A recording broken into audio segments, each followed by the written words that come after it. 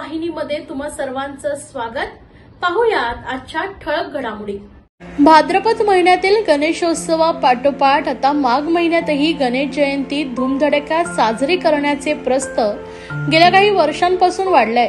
आपल्या लाडक्या श्री गणेशाचा हा वाढदिवस असला तरी त्याला भक्तीची जोड देत अनेक जण या निमित्ताने आपला नवसही पूर्ण करतात।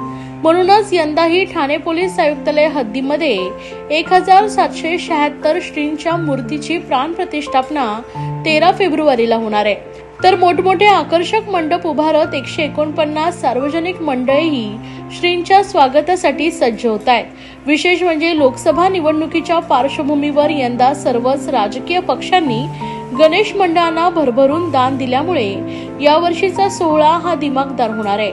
ठाणे शहरात सांस्कृतिक आणि पारंपरिक उत्सव हे जल्लोषात साजरे केले जातात। नवरात्र व गणेशोत्सव यांसारखे अनेक उत्सव मोठ्या जल्लोषात साजरे होतात। तसाच उत्सव हा माघी गणेशोत्सवासाठी ठाणेकरांमध्ये कायम आहे। यंदा माघी गणेशोत्सवासाठी प्रत्येक मूर्तिकाराकडे 15 ते 20 गणेश मूर्तींचे बुकिंग झालेत आणि मातीच्या मूर्ती 1500 ते 3500 रुपयांपर्यंत तर पीओपीच्या 1200 ते 1300 रुपयांपर्यंत आहे। या शाडू व मातीच्या मूर्तींना अधिक मागणी, यामध्ये यंदा 1.5 ते 2.5 फुटांच्या गणेश मूर्तींना मागणी असल्याचं मूर्तिकार यांनी सांगितलंय। महाराष्ट्र नवनिर्माण सेना ठाणे शहरातर्फे महिला बचत गट पुरस्कार व सन्मान सोहळा कार्यक्रमाचं आयोजन छत्रपती शिवाजी महाराज मैदान तलावपाळी ठाणे येथे रविवारी करण्यात आले होते। यावेळी शर्मिला ठाकरे यांनी माध्यमांशी संवाद साधला। सध्या महाराष्ट्रात सुरू असलेल्या गोळीबारांच्या घटनांवर बोलताना त्या म्हणाल्या की 2 दिवसांपूर्वी गोळीबाराची घटना घडली त्यावेळी मनसे प्रमुख राज ठाकरे यांची एक क्लिप व्हायरल झाली होती। त्यात त्यांनी तेव्हा म्हटलं होतं आणि प्रत्येक भाषणात ते म्हणतात की महाराष्ट्रातील पोलीस अतिशय सक्षम आहेत। राजकीय कुठचाही दबाव न आणता त्यांना 48 तास दिले तर महाराष्ट्रातील सगळ्या मारामाऱ्या बंद होऊ शकतात। उद्धव ठाकरे हे पक्ष वाचवण्यासाठी बाहेर पडतायत का? तर यावर त्या म्हणाल्या की प्रत्येक राजकीय पक्षाला स्वतःच्या पक्षाचा प्रचार करण्यासाठी फिरावं लागतं। सत्तेत असलेल्यांनाही फिरावं लागतं आणि नसलेल्यांनाही फिरावं लागतं। राजकीय पक्षांना जनसंपर्क हा ठेवावा लागतो।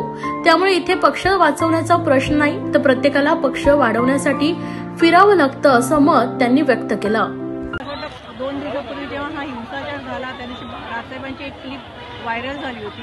त्याच्यात त्यांनी असं तेव्हा पण म्हटलं होतं आणि हे प्रत्येक भाषणात म्हणतात की महाराष्ट्राचे पोलीस हे अतिशय सक्षम आहेत। राजकीय कुठचाही प्रेशर न आणता त्यांच्यात 48 तास जर तुम्ही दिले तर महाराष्ट्रातलं सगळं मारामाऱ्या बंद होऊ शकतात।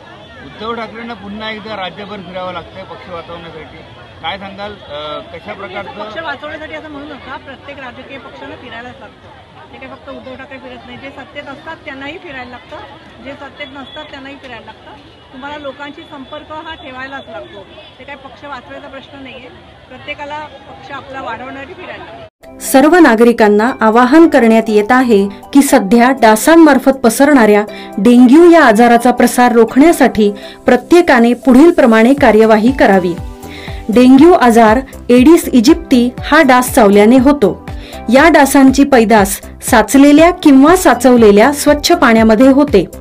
8 दिवसांपेक्षा जास्त दिवस पाणी उघडे व साचून राहिल्यास त्यात डास अंडी घालतात। अंड्यांच्या अळ्या तयार होऊन पुढे डास तयार होतात। यासाठी आपल्या घरातील पाणी साठे उदाहरणार्थ बॅरल्स, पिंपे, टाक्या, हौद, रांजणे इत्यादी दर आठवड्याला रिकामे करून घासून पुसून कोरडे करून पुन्हा भरावे। 1 दिवस कोरडा दिवस म्हणून पाळावा। पाणी साठ्यांना घट्ट झाकणे बसवावीत किंवा जुनी साडी, चादर, धोतर यांनी बांधून झाकून ठेवावीत, म्हणजे डास त्यात जाऊन अंडी घालणार नाहीत। घराच्या गच्चीवर, आजूबाजूला, अंगणात कोठेही पाणी साचू देऊ नये। भंगार सामान उघड्यावर टाकू नये, उदाहरणार्थ टायर्स, प्लास्टिक सामान, कुंड्या, टाकाऊ वस्तू इत्यादी। अशा सामानात पावसाचे पाणी साठून त्यात डेंग्यूच्या डासांची पैदास होते। घरातील कूलर्स, फ्रीजच्या पाठीमागील ट्रे हे देखील वेळोवेळी कोरडे करावेत। लक्षात ठेवा, नुसत्या फवारणीने डास घनता कमी होत नाही, तर त्यासाठी डास पैदास ठिकाणे नष्ट करणे ही आपल्या सर्वांची जबाबदारी आहे। कोणताही ताप अंगावर न काढता जवळच्या शासकीय रुग्णालयात मोफत औषधोपचार घ्या। अशा प्रकारे नागरिकांनी सहकार्य केल्यास डेंग्यूचा प्रसार रोखणे सहज शक्य आहे। कोपरी परिसरात हळदी कुंकू समारंभाला महिलांचा उत्स्फूर्त प्रतिसाद। हिंदू संस्कृतीमधील स्त्रियांचा सर्वात आवडता सण म्हणजे हळदी कुंकू। जुनी नाती दृढ करायची या व्यापक हेतूने हळदी कुंकवाचं सौभाग्य लेणं लुटण्याकरता दरवर्षीप्रमाणे यंदाही कोपरी शांतीनगर परिसरात शिवसेनेच्या महिला शाखा प्रमुख रीना मुदलियार यांच्या वतीने हळदी कुंकू समारंभ तसेच सांस्कृतिक कार्यक्रम सोहळ्याचं आयोजन करण्यात आले होते। यावेळी महाराष्ट्र राज्याचे मुख्यमंत्री एकनाथ शिंदे यांच्या सौभाग्यवती लता शिंदे उपस्थित होत्या। या प्रसंगी लता शिंदे यांचा बाळा मुदलियार व रीना मुदलियार यांनी सन्मान केला। या प्रसंगी माजी उपमहापौर पल्लवी कदम, माजी नगरसेविका जयश्री फाटक, सुचिता काळे, राजश्री शिंदे, माजी नगरसेविका सुखदा मोरे, सुरेखा रेपाळे, माजी नगरसेविका शर्मिला पिंपलोळकर, नम्रता पमनानी तसेच शिवसेनेचे सर्व महिला पदाधिकारी व कोपरी विभागाच्या महिला पदाधिकारी मोठ्या संख्येने उपस्थित होत्या। यावेळी मोठ्या संख्येने महिला भगिनींनी उपस्थित राहून हळदी कुंकू समारंभाचा लाभ घेतला। यावेळी माजी नगरसेविका जयश्री फाटक यांनी विजन महाराष्ट्राशी बोलताना रीना मुदलियार यांना पुढील राजकीय वाटचालीसाठी शुभेच्छा दिल्या आहेत। सर्वप्रथम शिवसेना शाखा शांतीनगर रीना मुदलियारच्या माध्यमातून या जो आज हळदी कुंकू उठवलाय आणि आम्हाला सगळ्या नगरसेविकांना आमंत्रण केलं, त्याच्याबद्दल माझ्या सगळ्यांच्या वतीने माझ्याकडनं तिला धन्यवाद। आणि मी रीना मुदलियारला पुढच्या वाटचालीसाठी राजकीय वाटचालीसाठी शुभेच्छा देईन आणि तिने हा कार्यक्रम जो जोमाने जोपासला आहे तो पुढच्या टाइमला अजून याच्यापेक्षा जास्त व्हावा हीच मी विनंती करेल देवासाठी। आणि रीना मुदलियारला पुढच्या वाटचालीसाठी शुभेच्छा। हा माझा 8वं वर्ष आहे, खरं तर 8 नाही 9वं वर्ष आहे। तर मी नेहमीच हळदी कुंकू खूप चांगल्या प्रतिसादाने मला प्रतिसाद खूप चांगला भेटतो आणि याच्या पुढे देखील मला एवढा चांगला प्रतिसाद त्याबद्दल मी आज एक सांगते। पुढचं मला भावी तर काय माहित नाही, पण हळदी कुंकू या महिलांसाठी माया त्याच्या दरवर्षी असेल महिलांना। कोविड काळामुळे काय झालेलं की हळदी कुंकू शाखेजवळ न ठेवता आम्ही आमच्या सोसायटीत ठेवून आपल्या सगळ्या महिला तिथेही यायचे आणि दरवर्षीप्रमाणे मला यावर्षी सुद्धा खूप चांगला प्रतिसाद भेटला आणि यापुढे देखील मी याच पद्धतीने अजून चांगल्या पद्धतीने हळदी कुंकू राबवण्याचा खूप चांगला कार्यक्रम करेल। अजून माझ्या माध्यमातून आमच्या नगरसेविका आहेत, फाटक वहिनी आहेत, पूजाताई आहे, अजून एक पूजाताई आहे, आपले समन्वयक यमुना मात्रे आहे, नीलम रामाने आहे, क्षितिजा कांबळे, जे नगरसेविका शर्मिला ताई, आम्ही नगरसेविका म्हटलं तर त्याच आहेत। तर सगळ्यांनी म्हणजे एक मैत्रीण म्हणा की काय म्हणा, पण मैत्रीणच्या नात्याने जो आजपर्यंत मला सगळेजण असेच साथ देत आहेत, असेच मला सगळ्या जणांनी साथ द्यावा ही स्वामींचरणी प्रार्थना करते। जय हिंद, जय महाराष्ट्र। सिद्धेश्वर परिसरात हळदी कुंकू समारंभाला महिलांचा उत्कृष्ट प्रतिसाद। हिंदू संस्कृतीमधील स्त्रियांचा सर्वात आवडता सण म्हणजे हळदी कुंकू।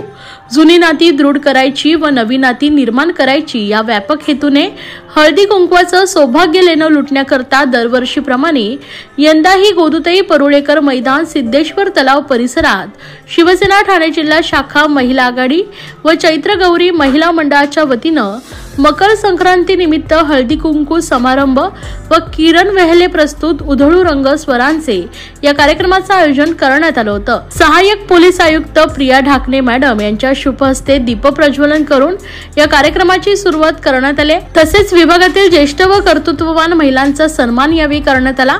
या कार्यक्रमात भव्य लकी ड्रॉ तसेच गणेश दर्शन सजावट स्पर्धेची पारितोषिके देण्यात आली आहेत। या कार्यक्रमाला महिलांनी उत्कृष्ट असा प्रतिसाद दिला। यावेळी महिला जिल्हा संघटक रेखा खोपकर, सुमिधा मोहिते, तर महिला उपजिल्हा संघटक महेश्वरी तरे, ॲडव्होकेट आकांक्षा राणे, संपदा पांचाळ, महिला शहर संघटक स्मिता इंदुलकर, वासंती राऊत, प्रमिला भांगे, महिला उपशहर संघटक मंजिरी धमाले, कुंदा दळवी, महिला विधानसभा क्षेत्र संघटक शीतल हुंडारे मिंढे, महिला विभाग संघटक ज्योती कोळी, संपदा उरणकर, नंदा कोथळे, महिला उपविभाग संघटक राजश्री सुर्वे, सुनंदा देशपांडे, उषा बोरुडे, तसेच माजी नगरसेविका रागिनी बैरी शेट्टी, माजी नगरसेवक मंदार विचारे, युवती सेनेच्या सहसचिव धनश्री विचारे, मितेश देशमुख, उपशहर प्रमुख वसंत गवाळे, पूजा भोसले, स्मिता आंग्रे, रोशनी शिंदे, मानसी पालवे, भारती गायकवाड, ज्योती कदम तसेच गीता चव्हाण आदी मान्यवर व स्थानिक विभाग प्रमुख जीवाजी कदम, शाखा प्रमुख मधु जांभरकर, प्रभागातील सर्व पदाधिकारी, युवा सेना, युवती सेना व इतर शिवसैनिक मोठ्या संख्येने उपस्थित होते। अशाच राजकीय, सांस्कृतिक, क्रीडा क्षेत्रातील घडामोडी पाहण्यासाठी पाहत रहा विजन महाराष्ट्र न्यूज ही वृत्तवाहिनी व विजन महाराष्ट्र न्यूजच्या फेसबुक चॅनलला व YouTube चॅनलला फॉलो आणि सबस्क्राईब करा। धन्यवाद।